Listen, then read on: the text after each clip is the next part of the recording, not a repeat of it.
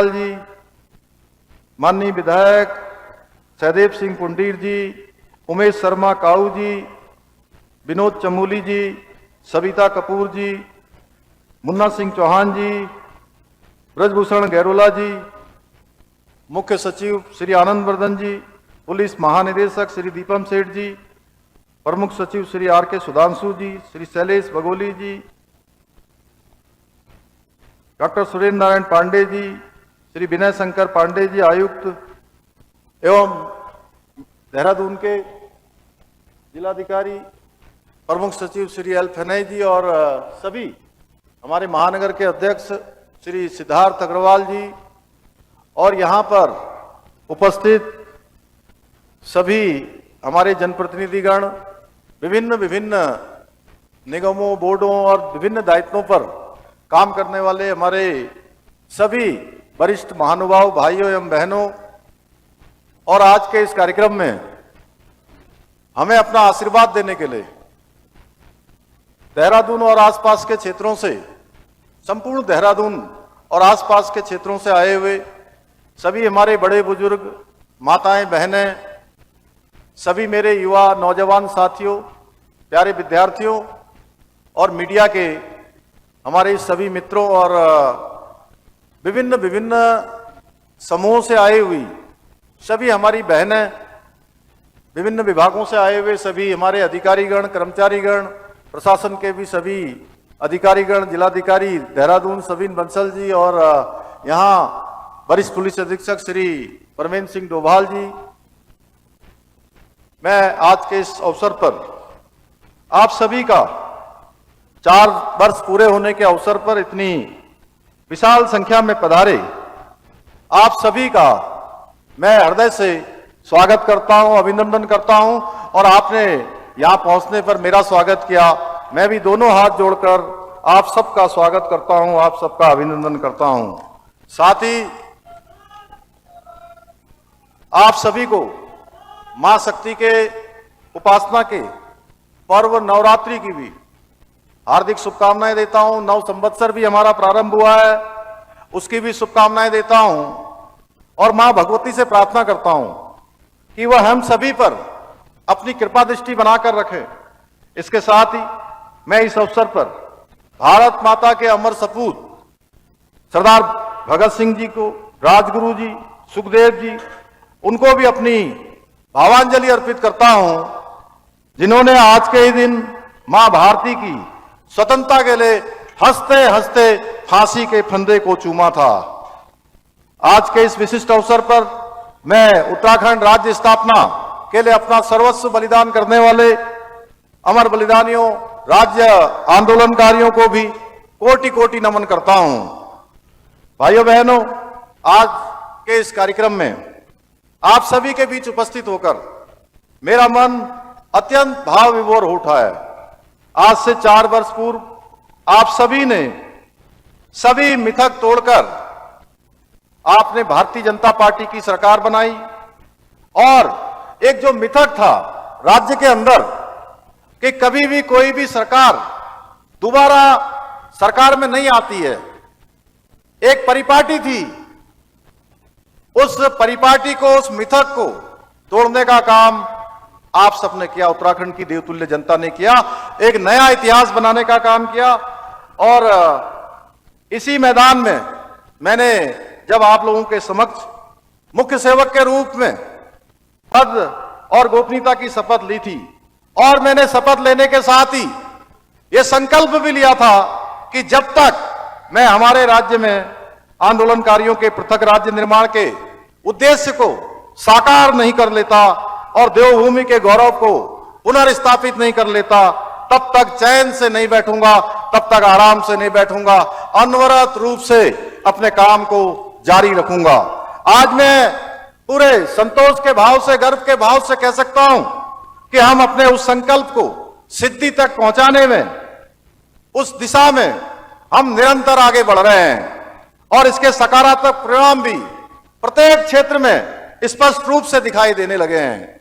भाइयों बहनों, जब मुझे पहली बार वर्ष 2021 में राज्य की सेवा का अवसर मिला था तो हमारे पास उस समय काफी कम था और कई चुनौतियां थी। आप सबको पता है, कोरोना महामारी भी उस समय पूरी तरह से हावी थी, लेकिन मेरा विश्वास अडिग था कि हम उत्तराखंड को देश के अग्रणी राज्य के रूप में स्थापित करेंगे। जब आदरणीय प्रधानमंत्री श्री नरेंद्र मोदी जी ने वर्ष 2021 में बाबा केदार के धाम से कहा था कि 21वीं सदी का यह तीसरा दशक उत्तराखंड का दशक होगा, तो उनके मुख से निकले हुए ये शिवमयी शब्द, इनको चरितार्थ करना हमारी सरकार ने अपना धर्म बना लिया, अपना संकल्प बना लिया और निरंतर हम उस दिशा में प्रयास करने लगे। और जब प्रदेश की जनता ने हमारी सरकार पर विश्वास करते हुए वर्ष 2022 में हमें फिर से सेवा करने का अवसर प्रदान किया, तो हमने अपने संकल्प को सिद्धि तक पहुंचाने के लिए पहले दिन से ही दोगुनी ऊर्जा से कार्य प्रारंभ कर दिया। आदरणीय प्रधानमंत्री जी के कुशल नेतृत्व और मार्गदर्शन में हमने बीते 4 वर्षों में जहां राज्य में सड़क, शिक्षा, स्वास्थ्य, रेल, हवाई कनेक्टिविटी सहित सभी महत्वपूर्ण क्षेत्रों में जितने भी इंफ्रास्ट्रक्चर हैं, उन सभी को मजबूत करने की दिशा में और राज्य के नागरिकों को जीवन के उनके स्तर को ऊंचा उठाने का प्रयास किया। वहीं विभिन्न नीतियों और योजनाओं के माध्यम से प्रदेश के समग्र विकास का विजन प्रस्तुत करते हुए राज्य को प्रगति के पथ पर ले जाने का प्रयास भी किया है। इन्हीं प्रयासों का परिणाम है कि बीते 4 वर्षों में अनेक चुनौतियों का सामना करते हुए हमारे राज्य ने कई ऐसे ऐतिहासिक उपलब्धियों का हमारा राज्य साक्षी बना है, जो किसी छोटे राज्य के लिए असंभव समझी जाती थी। पहली बार राज्य में G20 जैसे वैश्विक सम्मेलन की बैठकों का सफल आयोजन हुआ। एक बैठक नहीं, 3 बैठकें हुई, जिससे उत्तराखंड को अंतर्राष्ट्रीय मंच पर भी एक विशिष्ट स्थान मिला। पहली बार राज्य में राष्ट्रीय खेलों का भव्य आयोजन हुआ। भाइयों बहनों, इस खेलों के आयोजन ने हमारी खेल प्रतिभाओं को भी आगे बढ़ने का अवसर दिया। जहां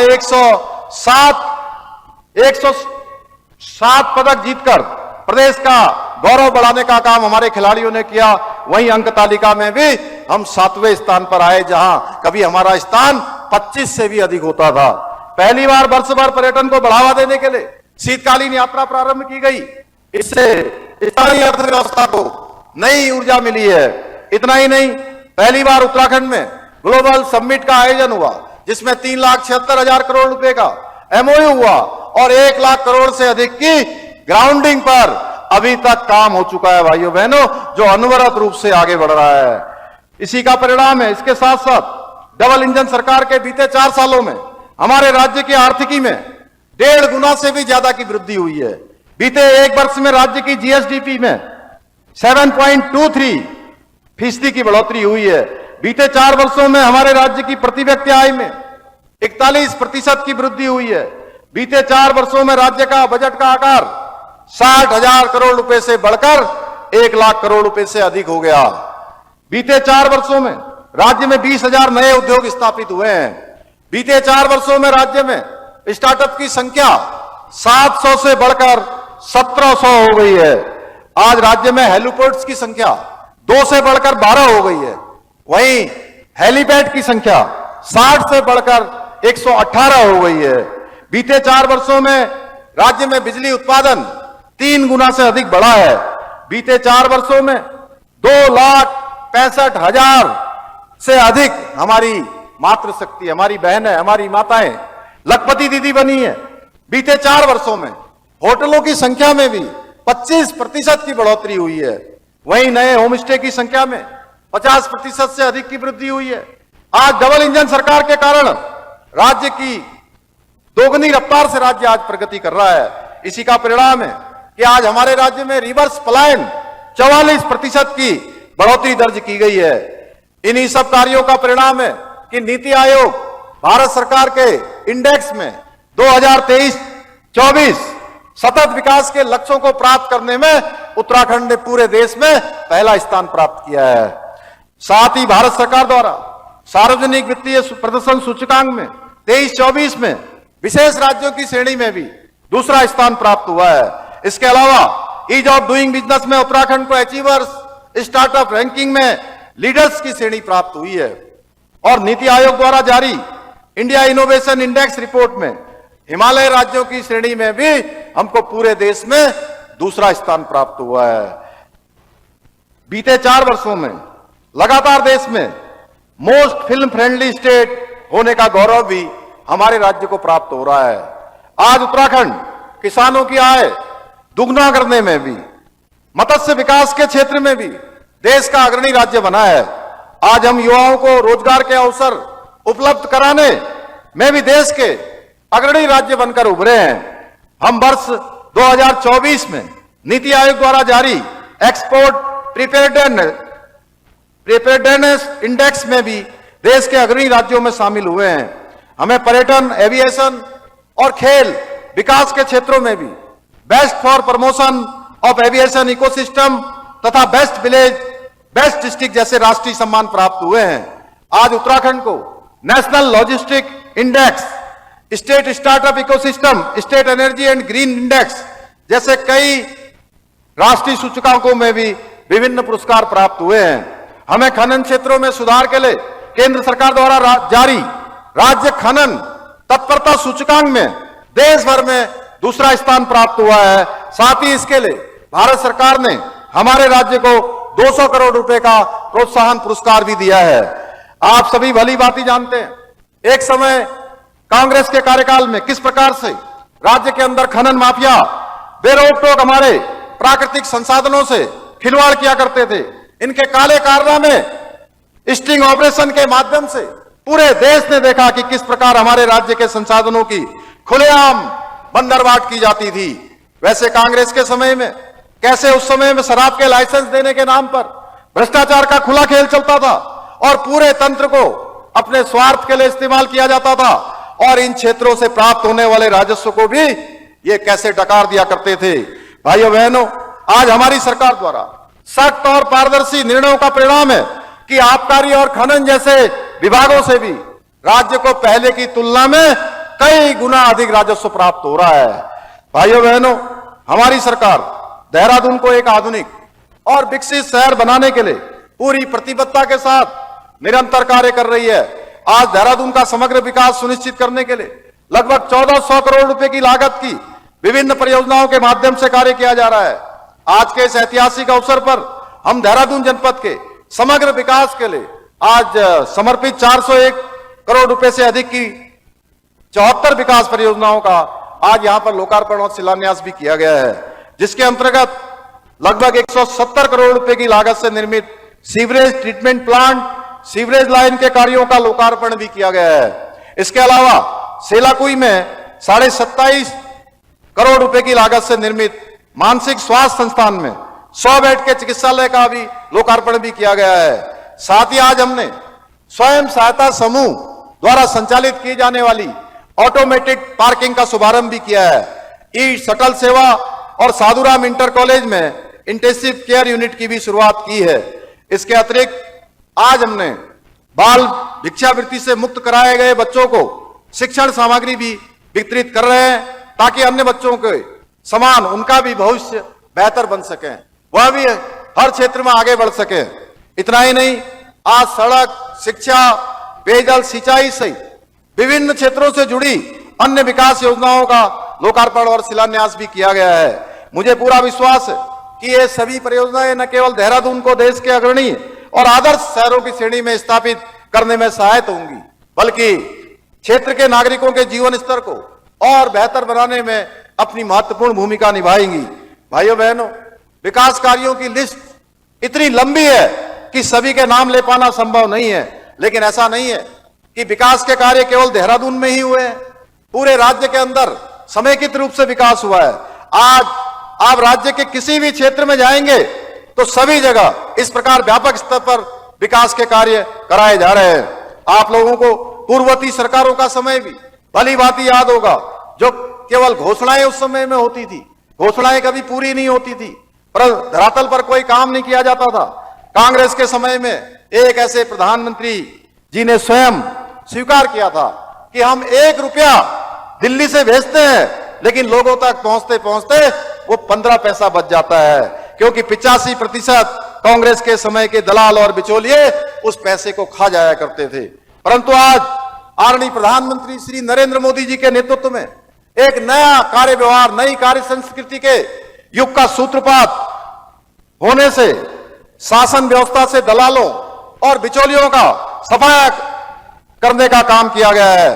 भाइयों बहनों, आज हम किसी भी काम को शुरू करते हैं, यानी कि जिन योजनाओं का शिलान्यास करते हैं, निश्चित रूप से उन योजनाओं को पूरा करते हैं। उन योजनाओं को संकल्पित होकर उन योजनाओं का लोकार्पण भी हमारी ही सरकार के द्वारा किया जाता है। इतना ही नहीं, हम जनता के बीच जब जाते हैं, जब भी जाते हैं ऐसे अवसरों पर, तो हम उन्हें ईमानदारी से अपना रिपोर्ट कार्ड भी प्रस्तुत करते हैं कि हमने इन सालों में क्या किया है, कौन सा काम पूरा हुआ है, कौन सा काम प्रगति पर है, कौन सा काम भविष्य में होने वाला है और क्या हमारे संकल्प हैं। क्योंकि हम कांग्रेस की तरह सत्ता को अपनी बपौती नहीं बल्कि जनसेवा का माध्यम मानते हैं। भाइयों बहनों, आपको याद होगा पहले हमारे प्रदेश में नकल और पेपर लीक के कारण कितने ही हमारे गरीब माता पिता के और प्रतिभावान बेटे बेटियों के सपने चकनाचूर हो जाते थे।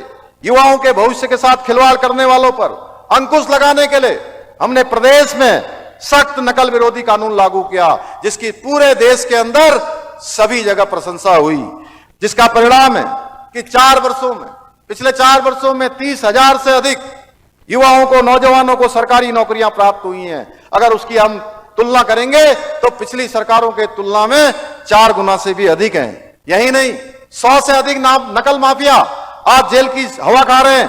भाइयों बहनों, कांग्रेस के लोगों को बीते 4 वर्षों में हमारी सरकार के खिलाफ कोई ठोस मुद्दा नहीं मिला, इसलिए वो जानबूझकर कभी अफवाहें फैलाते हैं, कभी भ्रम फैलाते हैं, कभी तथ्यों को तोड़ मोड़ कर जनता को गुमराह करने का प्रयास करते हैं। आप लोगों को भली भांति याद होगा कैसे कांग्रेस के समय में पूरा प्रदेश भ्रष्टाचार की जद में हुआ करता था। उस समय का आप सबको मैं स्मरण कराऊं, उस समय का याद होगा आपको, पटवारी भर्ती घोटाला, दरोगा भर्ती घोटाला, छात्रवृत्ति घोटाला, NH 74 का घोटाला, डेनिस घोटाला और केदारनाथ में किस तरह से राहत सामग्री का घोटाला जब 2013 में आपदा आई थी, या ऐसे अनेक घोटाले करने वाले आज रंगे हुए सियारों की भांति अपनी बेईमानियों के किस्सों को छिपाने का काम कर रहे हैं। कांग्रेस के समय में जब भ्रष्टाचारियों को पकड़ने की बात आती थी तो केवल छोटे कर्मचारियों को बलि का बकरा बना दिया जाता था, पकड़कर खाना पूर्ति कर दी जाती थी और ऊपर बैठे हुए बड़ी बड़ी मछलियां और बड़े बड़े मगरमच्छों पर कोई कार्रवाई करने की हिम्मत नहीं होती थी। लेकिन हमारी सरकार ने एक नई शुरुआत की है। अब कोई छोटी मछली हो या कोई बड़ी मछली हो या भ्रष्टाचारी रूपी कोई बड़ा मगरमच्छ हो, अगर अपने कार्यों पर कोताही बरतेगा, भ्रष्टाचार करेगा, अपने कार्यों का ठीक प्रकार से निर्वहन नहीं करेगा, तो बड़े बड़े मगरमच्छों को भी उस कार्रवाई में लाकर जेल डालने का काम हमारी सरकार ने किया है। किसी को कोई बख्शा नहीं जाएगा। भाइयों बहनों, हमने देवभूमि के देवत्व की रक्षा के लिए अपने सांस्कृतिक मूल्यों और डेमोग्राफी को सुरक्षित रखने के लिए भी हम पूरी तरह से संकल्पित हैं, क्योंकि हमने ये संकल्प लिया है कि हम अपने आने वाली पीढ़ियों को असुरक्षित उत्तराखंड नहीं देंगे, उनका भविष्य अंधकार में नहीं होने देंगे, उनको हम सुरक्षित उत्तराखंड देंगे। इसलिए हमने एक और जहां प्रदेश में सख्त धर्मांतरण रोधी कानून लागू किया है, दंगा रोकने के लिए दंगा रोधी कानून लागू किया है, वहीं लैंड जिहाद, लव जिहाद और थूक जिहाद के जैसे मुल्लावादी कट्टरपंथियों के खिलाफ भी हमने कड़ी कार्रवाई सुनिश्चित की है। परंतु ये वही कांग्रेस के लोग हैं जिन्हें उत्तराखंड की संस्कृति और यहां की परंपराओं से कोई सरोकार नहीं है। इनको हमारे द्वारा लैंड जिहाद पर जब कार्रवाई की जाती है तो उससे भी इनको दिक्कत होती है। भाइयों बहनों, लैंड जिहाद करने वाले इनको अच्छे लगते हैं। कांग्रेस ने हमारी देवभूमि की डेमोग्राफी को बिगाड़ने के लिए ऐसे ऐसे विशेष स्थानों पर ऐसे समुदाय विशेष के लोगों को बसाने का काम किया है जहां कभी उस समुदाय के लोगों का कोई अस्तित्व तक नहीं था। आज जब हम ऐसे स्थानों पर कार्रवाई करते हैं जहां हरा कपड़ा डाला है, नीला कपड़ा डाला है, पीला कपड़ा डाला है और हम कार्रवाई कर रहे हैं, तो इसमें भी इनको परेशानी हो रही है। उनका कहना है कि उनका भी उतना ही अधिकार है जितना आप लोगों का है। आप ही बताइए भाइयों बहनों, ये प्रश्न केवल मेरा नहीं है कि मैं यहां मुख्य सेवक के दायित्व पर आप सबके आशीर्वाद से काम कर रहा हूं, तो ये प्रश्न मेरे मन में आता है कि ये प्रश्न हम सबका है और इसका उत्तर भी हम सब लोग जब मिलकर खोजेंगे तो इन प्रश्नों का उत्तर भी मिलेगा। आप बताइए, हमारी देवभूमि को दूषित करने का जो लोग काम कर रहे हैं, क्या हमको उन पर कार्रवाई करनी चाहिए कि नहीं करनी चाहिए? नहीं, जोर से बताइए आप लोग। तो कार्रवाई करें ना, अभी जोर से बोलिए।